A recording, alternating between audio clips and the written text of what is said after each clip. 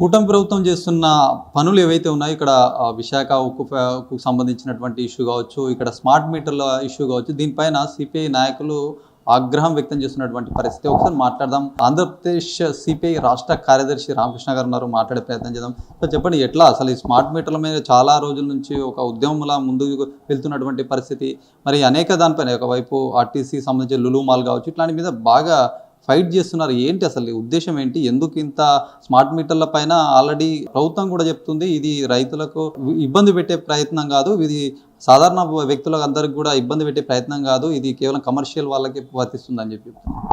First of all ఏమంటే smart meters కావాలని వినియోగదారులు ఎవరు కూడా కోరలే. వారు రైతులని కానీ, లేదంటే వ్యాపార వర్గాలు కానీ, లేదా పారిశ్రామికవేత్తలు కానీ ఎవ్వరు కూడా మాకు స్మార్ట్ మీటర్లు పెట్టండి, స్మార్ట్ మీటర్ల ద్వారా మాకు మేలు జరుగుతుందని కోరిన వారే లేరు. మీరు అదానికి అమ్ముడు పోయి అదానికి ఏదో బిజినెస్ చేయాలి, ఆయనతో లంచాలు తెలాలనే ఉద్దేశంతో స్మార్ట్ మీటర్స్ తీసుకొని వచ్చారు. తెలంగాణ రాష్ట్రంలో అప్పుడు కేసీఆర్ ముఖ్యమంత్రిగా ఉండగా స్మార్ట్ మీటర్స్ నేను పెట్టేదే లేదని చెప్పి ఆయన చాలా కరాఖండిగా చెప్పాడు.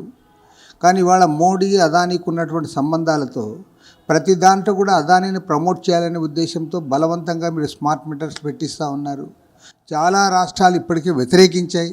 ఈవెన్ కొన్ని బీజేపీ రాష్ట్రాల్లో కూడా దాన్ని వ్యతిరేకించారు. ఓన్లీ ఆంధ్రప్రదేశ్ రాష్ట్రంలో మాత్రం మీరు స్మార్ట్ మీటర్స్ పెడతా ఉన్నారు.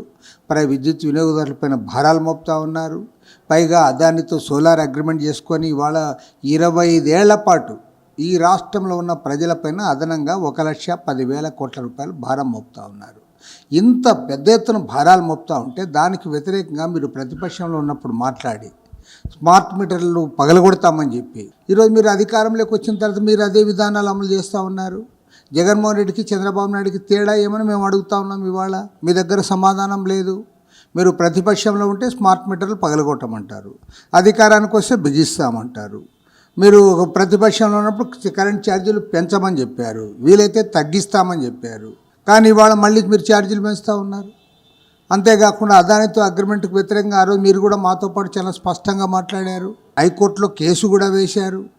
మరి ఇవాళ మీరు అధికారంలోకి వచ్చిన తర్వాత మీరు ఏదైతే చెప్పారో దాన్ని అమలు చేయకుండా అదానితో మీరు కుమ్మక్కవుతూ ఉన్నారు. కాబట్టి ఇవాళ దీన్ని పూర్తిగా మేము ఖండిస్తూ ఉన్నాం. దీనికి వ్యతిరేకంగా రాష్ట్ర వ్యాప్తంగా వామపక్ష పార్టీలన్నీ కూడా పెద్ద ఎత్తున ఉద్యమానికి శ్రీకారం చుడుతూ ఉన్నాం. రేపు ఆగస్టు 28వ తేదీ నాడు విద్యుత్ అమరవీరుల దినోత్సవం రోజు రాష్ట్ర వ్యాప్తంగా కూడా దీనిపైన ప్రోగ్రాం టేకప్ చేస్తున్నాం. సూపర్ 6 పథకాలు మొత్తం ఇప్పటికే కూటమి ప్రభుత్వం అమలు చేస్తూ ఉంది. దీంతోపాటు ముఖ్యంగా ఆర్టీసీ బస్సు పైన మీరు కొన్ని విధానాలు కూడా ఇట్లా కాదు ఇట్లా ఉండాలని చెప్పినటువంటి పరిస్థితి ఎట్లా చూస్తారు ఈ సూపర్ 6 పథకాలు? సూపర్ 6 వాగ్దానాలు ఏవైతే చేసాడో వాటన్నిటి కూడా అమలు చేయాల్సిన బాధ్యత చంద్రబాబు నాయుడు గారి పైన ఉంది, ఈ ప్రభుత్వం పైన ఉంది. మేము కొన్ని విషయాలు అప్రిషియేట్ చేస్తున్నాం. ఆయన చెప్పిన వాగ్దానం మేరకు పెన్షన్ 4,000 రూపాయలకు పెంచారు, చాలా సంతోషం. కానీ ఇవాళ వికలాంగులు కొద్ది ఇబ్బందులు పడుతూ ఉన్నారు, దాన్ని పరిష్కారం చేయాల్సిన బాధ్యత వారు తీసుకోవాలి. అదేవిధంగా ఫ్రీ బస్ అన్నావు, మన 15వ తేదీ నుంచి అమలు చేసావు. కానీ ఫ్రీ బస్సు అమలు చేసేటప్పుడు ఇవాళ రాష్ట్ర వ్యాప్తంగా సఫిషియెంట్గా బస్సులు లేవు ఈరోజు, అది క్లియర్గా ప్రభుత్వానికి తెలుసు.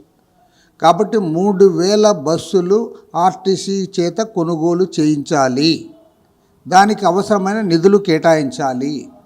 అదేవిధంగా ఈ బస్సులు నడపడానికి మరో 10,000 మంది ఉద్యోగాలు ఇవ్వాలి. అది ఇస్తేనే ఆ ప్రోగ్రాం సక్సెస్ అవుతుంది. నువ్వు ఆ 3,000 బస్సులు కొనకుండా 10,000 ఉద్యోగాలు ఇవ్వకుండా నేను ఆర్టీసీలో ఫ్రీ బస్సు ఇచ్చానంటే దానివల్ల అరకొరగా వాళ్ళకి ఇదవుతుంది తప్ప మేలు జరిగే పరిస్థితి లేదు. కాబట్టి నేను ప్రభుత్వాన్ని కోరేది ఒకటే, ఇవాళ ఖచ్చితంగా ఇచ్చిన వాగ్దానాన్ని అమలు చేయాలి. ప్రత్యేకించి ఏదైతే గ్రామీణ ప్రాంతాలు 3 సెంట్లు, పట్టణాల్లో 2 సెంట్లు ఇస్తాం ఇంటి స్థలాలన్నారో వాటిని ఇవ్వాలి. ఇంటి నిర్మాణానికి 5 లక్షల రూపాయలు ఇవ్వాలని చెప్పి కూడా మేము కోరుతా ఉన్నాం. నిన్న మహాసభలో కూడా దీనిపైన సుదీర్ఘంగా చర్చించి తీర్మానాన్ని ఆమోదించాం. రాబోయే రోజుల్లో పెద్ద ఎత్తున ఉద్యమానికి కూడా శ్రీకారం చుడతాను. లులు మాల్ విషయంలో చాలా మొత్తం అందరినీ కలుపుకొని ఫైట్ చేస్తున్నారు, మరి దాన్ని ఎట్లా చేస్తారు? లులు మాల్ విషయంలో ఈ ప్రభుత్వం నిజంగా అంటే అప్రతిష్ట పాలవుతుంది. ఇది మాత్రం నేను క్లియర్గా చెప్తా. ఎందుకంటే నీ దగ్గర 54,000 ఎకరాల భూమి ఉంది అమరావతి ప్రాంతంలో, నువ్వు అక్కడ ఇచ్చుకో, నీకు మేమేం ఆటంకం కాదు. కానీ నువ్వు ఎక్కడిస్తా ఉన్నావు? విజయవాడ నగర నడిబొడ్డున ఆర్టీసీ స్థలాన్ని కేటాయిస్తా ఉన్నావు. వారు పెట్టేది 130 కోట్ల పెట్టుబడి, 400 కోట్ల రూపాయల స్థలాన్ని వాళ్ళకి ఇస్తానంటున్నావు. కాబట్టి ఏమంటే అది అక్కడున్న వ్యాపార వర్గాలు అంగీకరించడం లేదు, విజయవాడ నగర పౌరులు ఎవరు కూడా ఆమోదించడం లేదు. పొలిటికల్ పార్టీస్గా మేము వ్యతిరేకిస్తూ ఉన్నాం, ఆర్టీసీలో ఉన్న యూనియన్లన్నీ వ్యతిరేకిస్తూ ఉన్నాయి. అయినా సరే నేను చేస్తానంటే అది కరెక్ట్ కాదు. ఇది మొత్తానికి ఏదైతే సూపర్ 6 పథకంలో భాగంగా కొన్ని ఏదైతే ఆర్టీసీ సంబంధించినటువంటి బస్సులు మరింత పెంచాల్సిన అవసరం ఉంది. ఇది చాలా ఇప్పటికే మహిళలు కావచ్చు ఇక్కడ చాలామందికి ఇబ్బందులు తలెత్తే అవకాశం ఉంటుందని చెప్తున్నారు. దీంతోపాటు లూలు మాల్కి సంబంధించి సైతం ఏదైతే ఆర్టీసీ స్థలాలను కాకుండా విశాఖ అమరావతిలో అట్లాంటి ప్లేసులు ఇస్తే మరింత ఈ ఇబ్బంది తలెత్తకుండా ఉంటుందని చెప్పి పలు విషయాల్లో ఆయన మాట్లాడుతున్నటువంటి పరిస్థితి. కెమెరా పర్సన్ సందీప్తో శ్రీనివాస్, అభినవ్ భారత్, ఒంగోలు నుంచి.